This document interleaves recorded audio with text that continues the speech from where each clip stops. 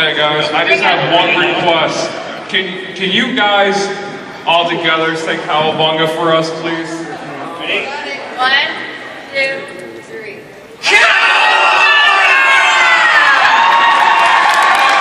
That was awesome. Thank you.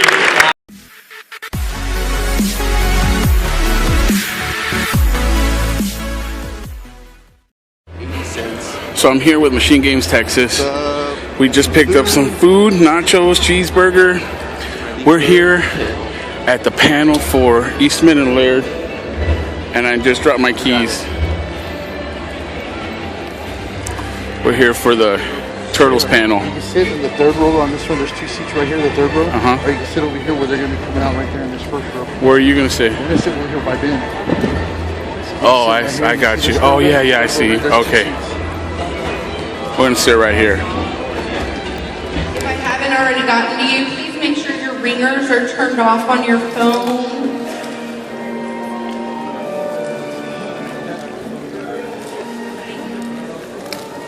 Alright guys, I want you guys to give a huge, big round of applause and a very large welcome to Teenage Mutant Ninja Turtle people, Kevin Eastman, Juidth Hoag,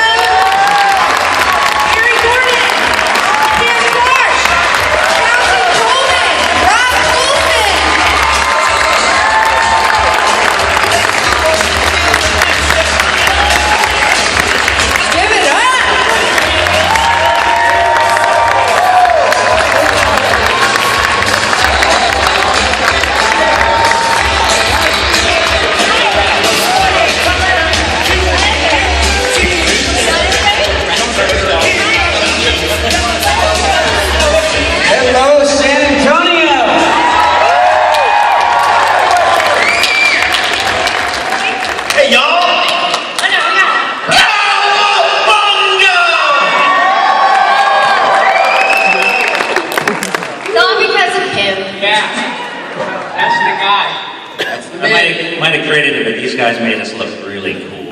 Yeah. Kevin Eastman, ladies and gentlemen. Yeah.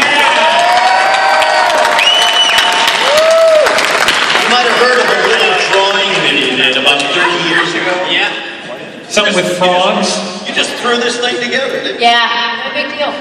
You know, people always ask if there's smoke when you're drinking in the car. Yeah. What were you smoking and drinking at the I couldn't time? afford it. And then it changed. I guess that we were told that we're just basically going to, since we have no moderator, we're just going to open this up for questions, right? We're just going to do a large Q&A unless you had something, Kevin, you wanted to. I have like a 30-minute spiel I could do, just rattle on. Go ahead. That's great. And it's Sure, not maybe you go ahead. Kevin, talk about me, please. Talk about your favorite turtle. First, I just want to say that it's the 30th anniversary of Turtles. 30 years.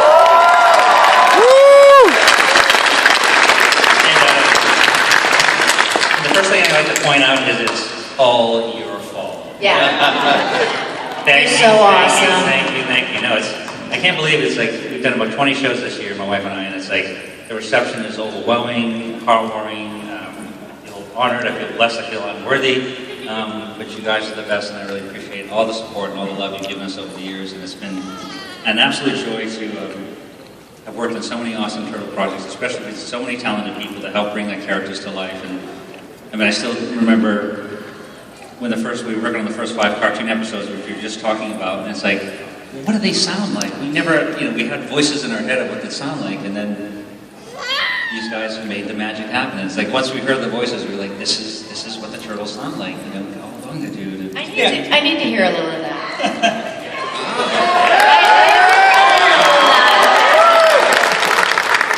Raphael here. Shredder! You tin-faced geek! Get back here and taste cold turtle steel!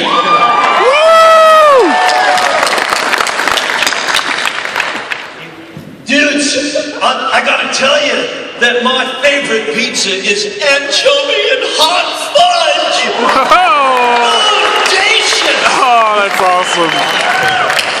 And as the leader of the group, I think at least 4 times in every episode I would say, we gotta think of something fast!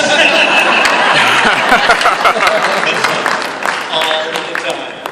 Yeah, lay off, Leo. you want to start? I don't have a catchphrase. Never did. You know, I'm just tinkering around in the lab. Doing machines. That's my job, and that's what I do. And then these guys, you know, are great. And also, I don't have a voice. It's just my voice. So that's it. Kevin, this is what is this Right? right in the front row is exactly what we're talking about. Madam, would you please look at this? This is great. This beautiful woman, right? Oh, God bless her. He's like, it's my son.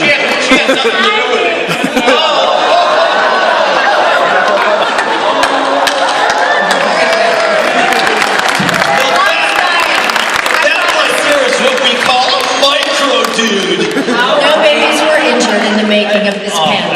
How great is that? That's exactly. He's so adorable. Thank you so much. Oh my He's God. like, that's my son. That's precisely what we were talking about at lunch. Is what Kevin and Peter created is so unique and so unusual that's like another generation removed. I mean, it's astonishing what you did, man. It's the 17th generation of Turtle fans. I remember in '06 when we started this whole thing. It was 1784 when we created this. So Kevin, I've got to ask the question because I haven't really sat down and asked you this question. How did you ever come up with this? How did you and Peter ever come up with this? Let me adjust my depends, and I'll tell you the story. No, it was, Peter and I grew up as absolutely huge fans of comic books. Our hero in comics storytelling was a guy named Jack Kirby. Jack Kirby, if you don't know, helped create most of the Marvel Universe. My favorite Jack Kirby comic was one called Commandy, and it was Commandy, the last boy on Earth. And where I grew up in this small town in Maine, I really felt like I was the last boy on Earth because I read comic books, I was bad. I was just this huge geek, and that was my dream, was to be Jack Kirby. And when I met Peter Laird, we shared the same dream, and we literally started working together right away. And so we formed a studio called Mirage Studios, and it was a mirage because it was our living room in the small town of Dover, New Hampshire. And we used to say, Pete would watch the worst TV shows in the world. He'd watch TJ Hooker and A-Team, and I felt it was my job to annoy him as much as possible while he was watching his favorite shows. So one night in November, I did this sketch, and I sort of thought to myself, imagine if Bruce Lee was an animal character. What's the dumbest animal you could imagine? A turtle came to mind right away. And so I did the sketch of Michelangelo was the first turtle ever drawn. And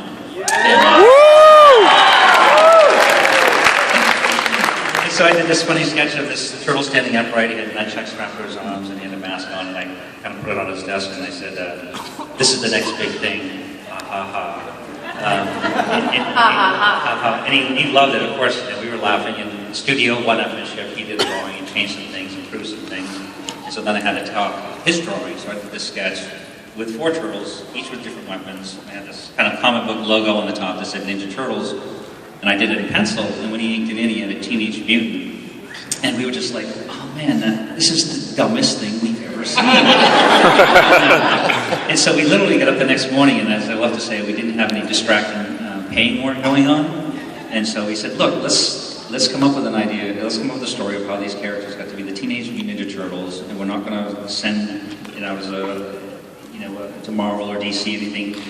This is ours. We love it. We're just going to publish it ourselves. So I got a $500 income tax return. We cleaned out all $200 of Pete's bank account. I borrowed $1,000 from my uncle. We had enough to print 3,000 comic books. And we were so sure, after we got them printed, and this was April of 1984, that we wouldn't sell one single copy, that we actually made furniture out of the boxes of books that came out in the printer. Made a coffee table and an end table and all that stuff. And then to our surprise, and our parents' surprise, we thought we were going to be living the rest of our life in their basement. Well, he likes comic books, and he's a little weird. He lives in the basement, and we throw down food every once in a while. Pizza. And so that was really the origin. And it's funny. when we did the first comic book, That's Michelangelo. It wasn't until we did actually the second issue of the Turtles, when we got the orders in from the distributors. We went from 3,000 comic books on book 1 to 15,000 comic books on book 2. And I remember Pete calling me and going, "We got 15,000 comic books ordered. Do you know if we print 6 issues a year, we'll make about $2,000 each per issue. We can pay our rent, we can eat all the macaroni and cheese we want, we can draw comic books for a living." And that to me is always when the dream came true for both of us, is because we were now living the dream of our hero Jack Kirby. We were actually drawing comic books for a living, and it was just, I can remember out of so many fantastic things that happened over these 30 years with the Turtles, that's still the moment that you guys gave me the greatest job ever, and 30 years later, I'm still drawing Turtles for a living. Awesome. I want to segue into 2 things. One is when these guys came in. When we started working on the first Turtle comic book came out in 1984. We started working on the first animated series. I think it was late 86, 87. The first series came out in Christmas holiday break. We did 5 episodes, and working on the different colored bandanas, the personalities, working with the voice talents, and seeing all this thing come together. And Pete and I were still absolutely positive, nobody's going to put this on the air. This is just, I can't believe it even sold as a comic book. Who's going to put this on the air? And it wasn't until we saw it in the TV guide that we were like, holy crikey, this thing's actually going to be on TV. And That's as far as that was. that was it. Yeah. And Maybe TV never would. and your fault. You ended up watching it, and we started doing. So it was like between Christmas and New Year's, the first episodes came out, and my other favorite early on story, I want to talk about the movie because that was such a fantasy, was when the first toys came out in 1988.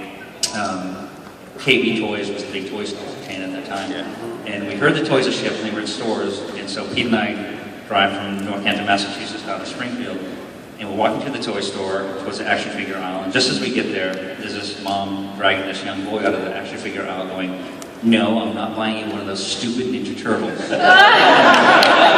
And we were like immediately like, "Oh my God, what have we done?" So then the shows aired that fall, and it was a huge success. The animation was a huge success, and immediately greenlit other shows. I want each of you guys to tell some personal stories about that. But then when I met Juidth, it was amazing because everybody said, "Well, we've done toys, comic books. The next thing is a movie." Like, this is going to be impossible. How do you actually, you can see how it worked from comic book to animation and toys, but how are we going to make this a live action movie? Well, enter in Steve Barron, first of all, who's the most awesome director in the world yet. He did Dire Straits, Money for Nothing, Michael King's Take On Me. And he brought in Todd Lyndon to write the script, and then, okay, who's going to bring these characters to life? And enter the incredible Jim Henson and the Creature Show.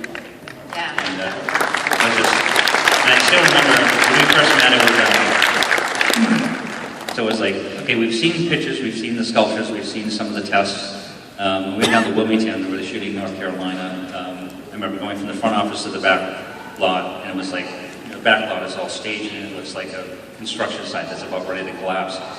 And it was a night shoot, and I turned the corner, and Pete and I, and there's New York City, lit up beautifully, wonderfully, spectacularly.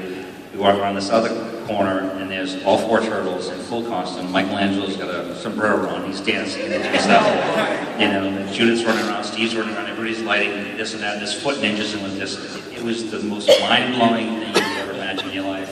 And beyond it was like, I still think about it, and it gives me goosebumps. But so let's talk to some of the animation guys about some of their early experiences, and then Judith could talk about, we were just talking about. I have a question for Judith. Was that your first movie? Was that your first film? No, it was my 3rd movie, but I was shooting a movie at the same time. And actually, I was cast in Ninja Turtles, and it didn't look like the 2 movies were going to work out. No. And then it ended up being, it worked out. With you and Elias Cortez, right? Yeah, Elliot, yeah. Talk about what careers you guys have had. I mean, did they ever pick some kick-ass actors? I love this man. Oh, no. Yeah, I do. I flat out. And you continue to work. And and Barry and I were just talking about Nashville, and Elias. I was just watching Elias on The Killing. Yeah. What an actor! tremendous amount of fun to work with. And at that time when his hair was long, he was such a dead ringer for We're talking about Casey Jones. He really did. And there were moments where I would just think, you two need to do a movie together. But yeah, it was a pretty special experience. No, that was, I remember the first when I saw him when we were shooting the night scene in the park, Raphael, and he was so worried to meet me because he said, I'm not doing a good job, I don't see us. And I was literally thought, this is Robert De Niro's telling me he can't do a good Casey Jones. And I was like, dude, you're fantastic. Every sense of the word. And it was like, he's a wonderful guy. but I was telling Juidth, she hasn't done very many comic book shows, and I've done a lot of them over these years. And This is my first. This is,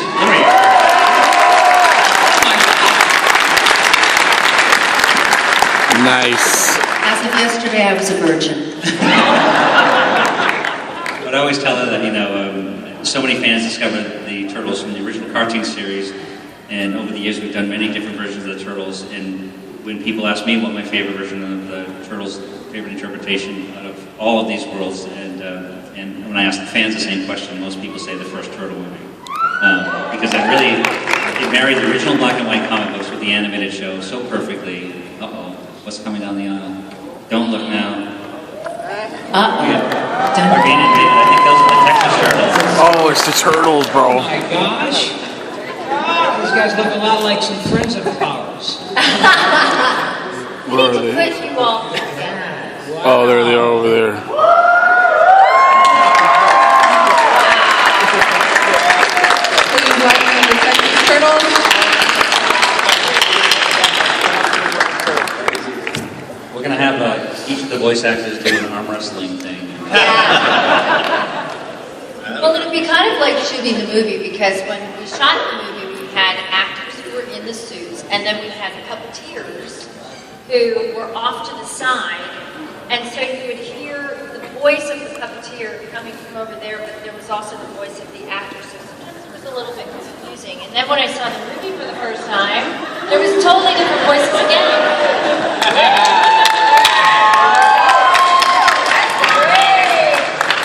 Catch that in Turtle High 3.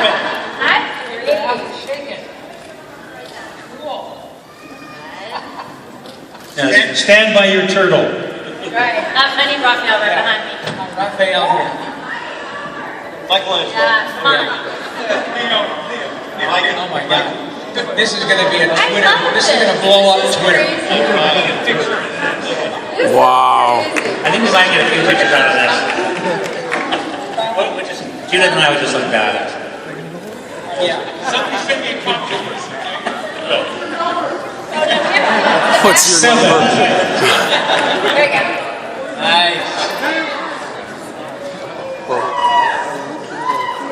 That's awesome. Okay, Last Supper, guys.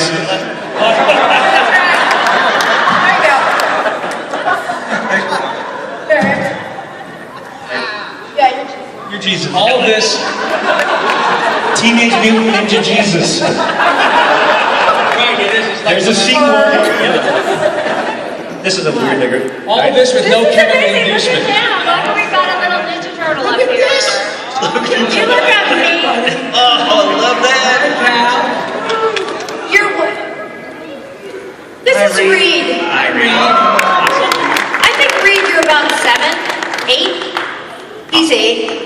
He's awesome and 8. What's so great about this, we got Rob Paulson, who was Raphael, of course, on our original series, but also Donatello On the new series. on the new Nick series here. We got Donatello.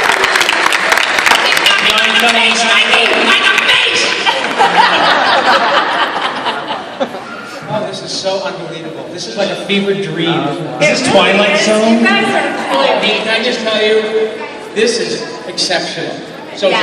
so the I started- bar is I really started- high for you now, honey. Yeah, it only goes downhill from here. Oh, shoot. So I guess we have to just travel in a pack. Yeah. Yes. This is so great. Oh my God, I just love you guys so much. Should we? We're just staying here. We're not leaving. I just want to bask in this. This is so epic. Wait, do any of you guys who work at the conference, did you have a picture of this by any chance? Can we get some? Oh, we have Yeah, we this one. definitely need a Yeah, the worst part Because I'm a real fan of the turtles.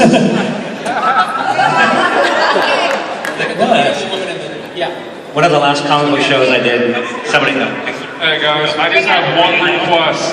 Can you guys all together say cowabunga for us, please? Ready? 1, 2, 3.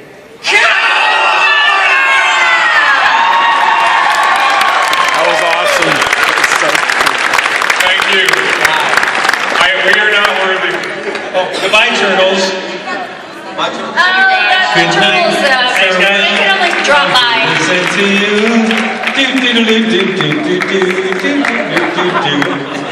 I want to see him wield those nunchucks. Yeah. He's like nasty. You know, one of the last comic shows I did, a fan came up and asked me to do a sketch of the turtles in the Last Supper. Give them a round of applause. I'm like, seriously? So perfect, too. I think if we let these guys do it, they would do it. Yes.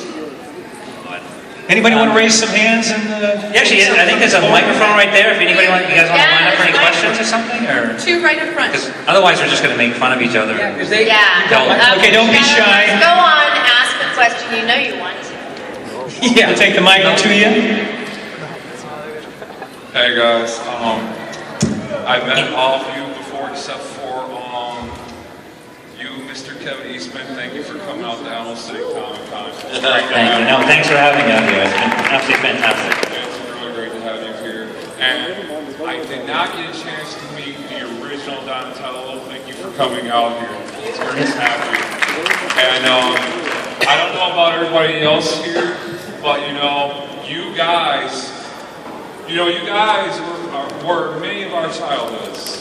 And I hope you know that we are very thankful to have had the Teenage Mutant Ninja Turtles fad that we had. I don't think you guys expected to be as crazy as we all thought it was going to be, but you know what? From the bottom of my heart, thank you, and God bless all of you.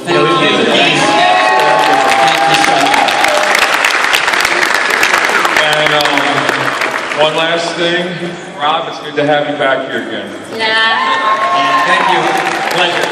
Yeah, I'll tell you that when we were just in the green room talking before we came out in, one of the things, the single most consistent comment that we all had between each other is how incredible the fans are. It's like, you guys are awesome, you're so nice, and you always have like such precious moments in history, and the Turtles, like Rob was saying a minute ago, it's like it's become generational now that the old, the original fans have now Have grandkids. have mutants of their own. Right, just my depends again. But no, thank you very much, you guys. The original fans have kids. The original voice actors have grandkids. Yeah, next question, please. Hi. I wanted to ask Kevin. Louder, please. Speak up. I wanted to ask Kevin what his thoughts were on the 2003 animated series, because that was really what introduced me to the Ninja Turtles and what made me fall in love with them. And it just seems like that's the least talked about or not really recognized iteration of the Turtles, even though it's probably a big reason why kids from I was born in the 90s, that's the reason why we love the Turtles. It just makes me sad that they're not really, that particular animated series isn't really talked about all that much. Well, what's been so great over the years is that, starting with the original series, black and white series, then we did the animation series, which changed some things, which then led into the movie series, and then, we did the live action. I know everybody loves Venus de Milo here. We did the live action series. But then it went into sleeping sort of period for a while, and then Peter Laird really spearheaded and brought back the 2000 series, and that was very well received. It was, the audiences had grown up a little bit. It had a bit more edge to it, and the stories were a bit more sophisticated. I think it was much geared to a much older audience, but I love that series very much like the 2007 animated movie. I thought that Maji did and stuff. It was great characters, and yet another version of the Turtles, and it's just bizarre to even think that we're now talking about a new Nickelodeon series, and we just had the Michael Bay movie, and the work I'm doing on the comic book series. So it's, I can't believe, When is the Broadway show? The musical? Bring back. What was it? It was What? Turtles. What was the name of that show? Coming to the show. Coming to the show. I have anybody should know that stuff. That'll be we'll all get together. We'll do the coming out of our show story. Okay, green room after this, guys. We'll start Awesome. with, There you go. Let's do the Broadway show first. Yeah. Thanks for your I think question. they've been on ice. The hills are alive with the sound of turtles. Hi, you can excuse me because I'm like really short. I love you guys because my mom is like a huge Ninja Turtle fan, and she's like the one that got me all into it. And she really has like a portrait or like a wall of Ninja Turtles like from different artists. She really likes you guys. My question is, you guys, if you had a chance to go to a Comic-Con, would you dress up as your own Ninja Turtle or as your own person? Would you dress up as your own Ninja Turtle if you were going to go to a Comic-Con? Oh, I dress up as My Little Pony. Oh my God, I dress up as My Little Pony. Yeah. But I mean, Juidth goes as Casey Jones, and I'll go as April O'Neil. I love that. I was. Trust me, you don't want to see me. I was actually in one of those walk-around characters years ago when my son had a birthday party. I don't recall how I got it, but I got a Raphael real costume, and it smelled like a petri dish. I thought these cats are earning their money to be inside this thing for a few hours. So I've done that. I'm good. He's done. I'm just happy to be the voice guy. Well, thank you. Thank you, sweetie. Thank you. It is one of my favorite parts of Comic-Con is I let people, I was talking to a young lady today, and she spent 5 months on the outfit that she made for the costume, and they're Oh, fantastic. that's crazy. Yeah. Hi there. My question, first I just want to say, love the movies, love the cartoon.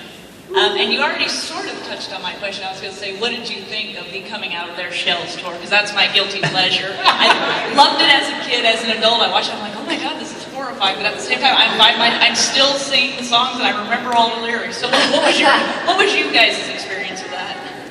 Man, well, I remember when, this time we had done so many awesome, incredible things that were well received by the fans.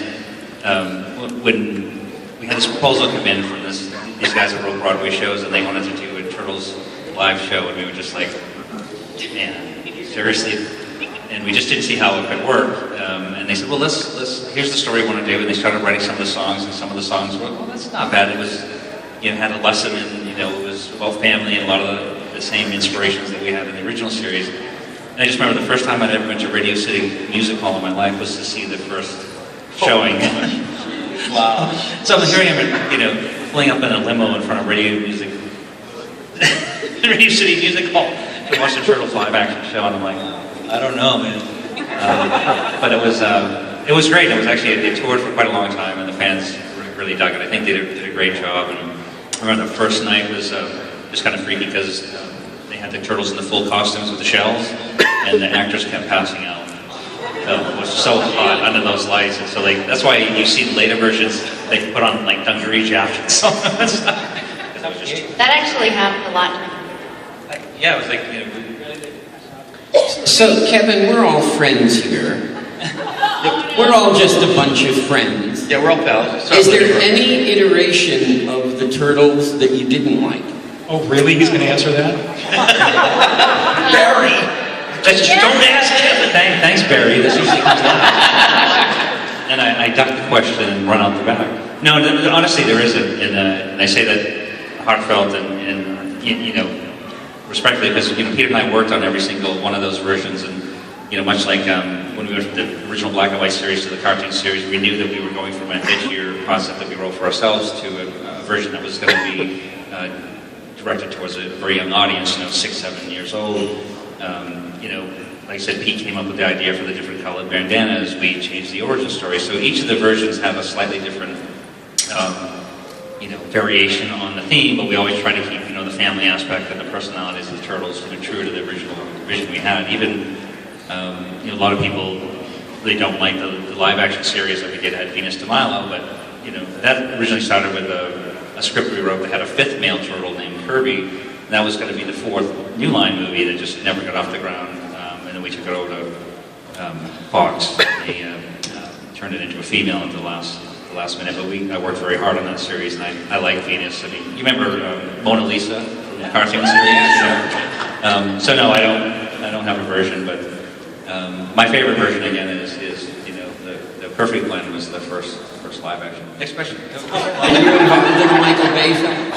Say that again. Were you involved in the Michael Bay film at all? Yes, absolutely. No, I actually started working on the Michael Bay film about 3.5 years ago.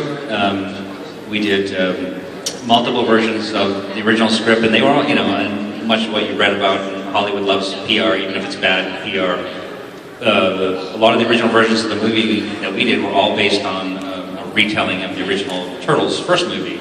It's introducing the Turtles, kind of hitting the reset button, sort of introducing them like we did the Nickelodeon show or even the original animated series.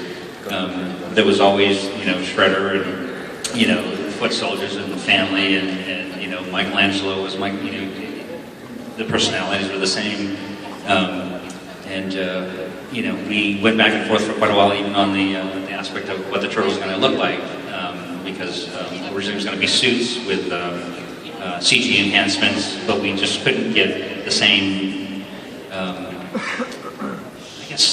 directability of the scenes that were being written because they were, today's movies are, I think the first Turtle movie was $7 or $8 million, and, to get the same acting you wanted out of these CG characters, it was just impossible with guys in suits because, we were talking about it earlier, the original cast of the first Turtle movie were these incredibly talented martial artists from Hong Kong. They were wearing 80-pound suits and doing backflips consistently. It was mind-blowing. Like the minute they would stop, they'd run over with the thing and whatever. They would do a lot of sort of resuscitating things because dumping water. I remember one time Michelle Sisti was doing a scene, and I don't think he stopped breathing, but I think he was about to stop breathing, and they ripped his head off. And that actually means something because the heads that the Turtles wore in the film versus the stunt heads were filled with servos and machinery that was extremely expensive, and they had to rip his off, and he was fine. But there were many times where you'd sort of look, they'd open their mouths and you'd sort of look in and go, "Are you okay? Are you in there?" He was being turtle boarded. Wobbly. Yeah, exactly. Another question? Yes. This question is directed more towards Mr. Eastman. I've always found that the movie version was by far the most solid or solidified version because it really depicts these interesting sibling dynamics that I think a lot of people experience when they grow up around older brothers and younger brothers. How Raphael and Leonardo always butted heads. One was extremely impulsive, one was focused. And then you have Donatello and Michelangelo always joking around on the side, kind of, cutting.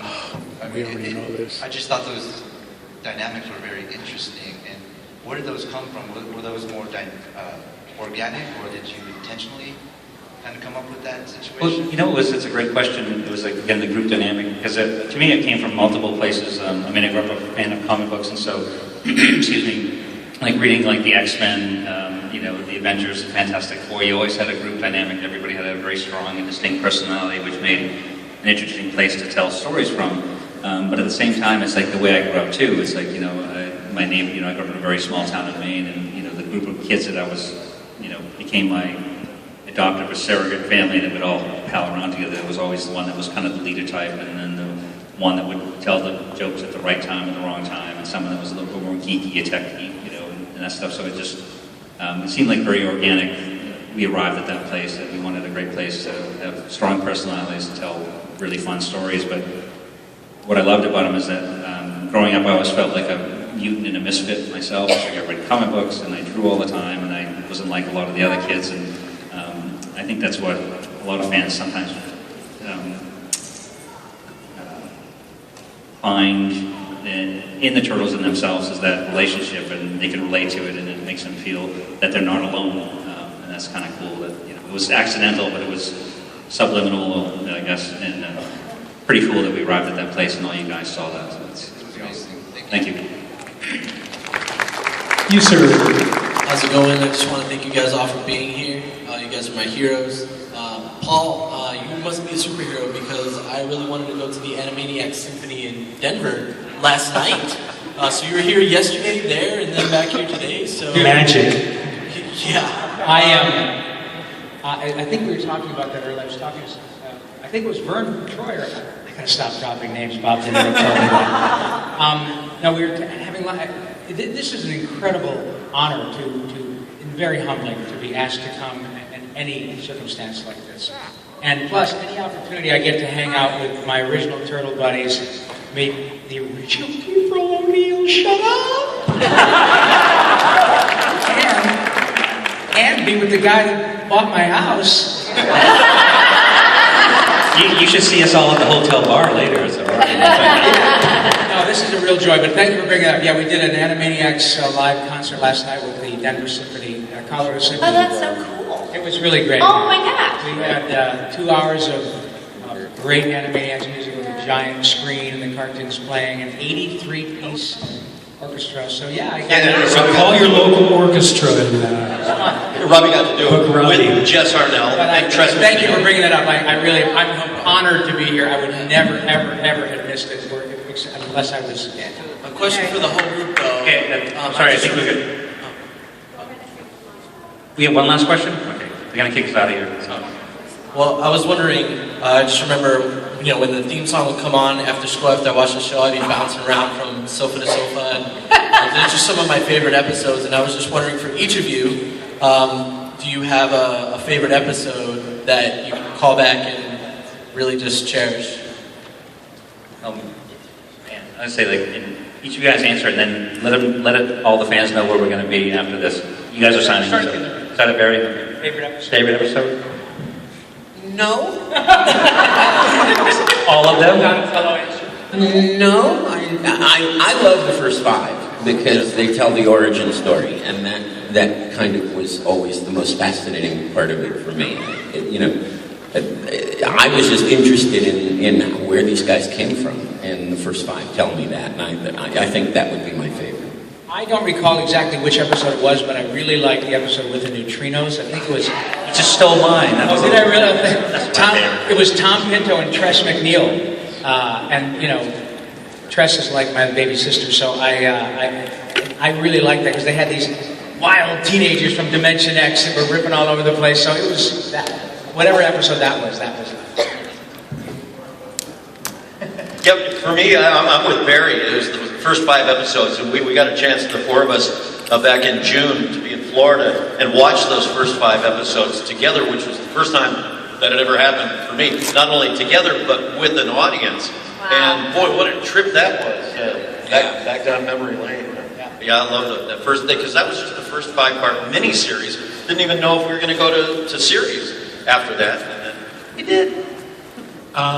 My favorite would be, I think there was one where Leo said, "I'm not the leader. Y'all do it, I'm done. I'm just going to hang back and eat pizza." Blah, blah, blah, blah. And it was like, "It's about friggin' time. The mantle of the turtles is too heavy for me." It was the episode where he didn't have to say, "We've got to do something." Well, I'm just going to take the very appropriate and honest way out. I'm going to say I really enjoyed all of them. I liked working on all of them, and they were fantastic. And so I think we're going to have to wrap up here. I'm literally going back to where I've been signing all day. And are you guys going back? Can you sign? We're going back. We're all going back. So you Real quick, Kevin, I'm sorry, I just want to say, Kevin, thank you for this. Yeah. You know you changed our lives. Yes. Yeah, My brain was on board. Yeah. Thank you. Thank you. Here's to Peter Laird, everybody. Turtles on BL, Peter Laird. If you didn't get your question answered, we'll be back here tomorrow. Or come to our tables and we'll chat up a storm. Thanks again, guys.